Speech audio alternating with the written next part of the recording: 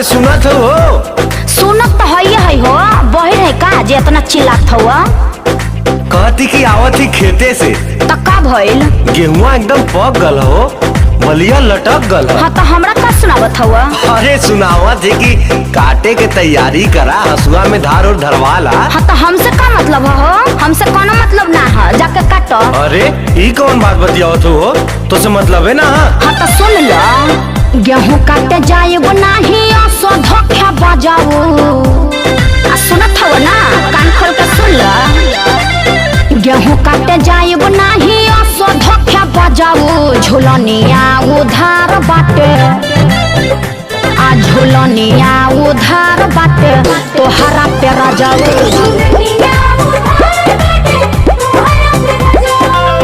तोहरा पे राजाओ हो, तोहरा पे राजाओ, तोहरा पे राजाओ हो, तोहरा पे राजाओ। झुलनिया उधार बाटे, तोहरा पे राजाओ।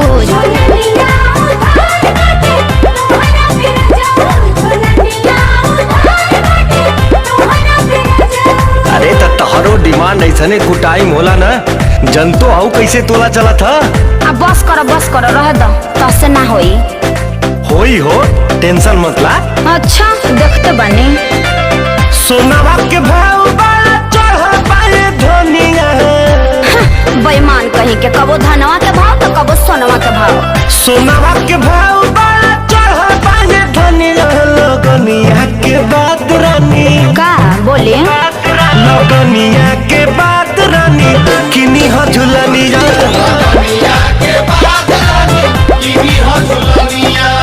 किनी हो झुलनिया हो, किनी हो झुलनिया, किनी हो झुलनिया हो, किनी हो झुलनिया। लगनिया के बात रानी किनी हो झुलनिया। लगनिया के बात रानी किनी हो झुलनिया।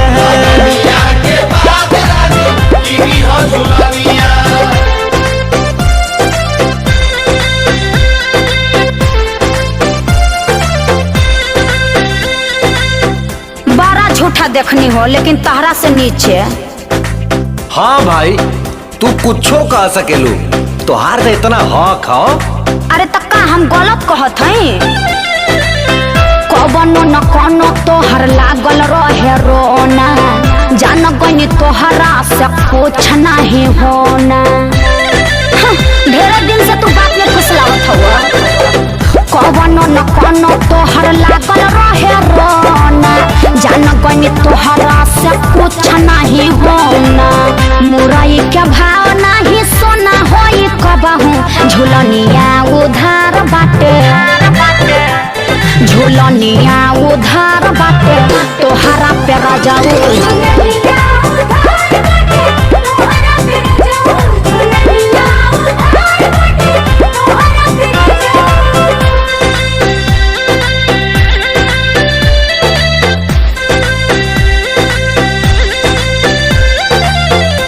अरे तोहू तो जियल हराम कर दिले हो। ऐसा है ना, जौन काम तो से ना होई उ कहल मत कर, ठीक है? बारू तू हराम कैले रतिया के नींद हो। लइका मतीन तू तो कैले बारू जीत हो। आज ले कौन सपना पूरा कर दो? बारू तू हराम कैले रतिया के नींद हो। लइका मतीन तू तो कैले बारू जीत हो।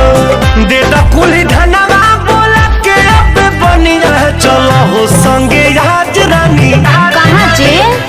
चलो हो संगे आज रानी किनी दी झुलनिया। चलो हो संगे आज रानी किनी दी झुलनिया।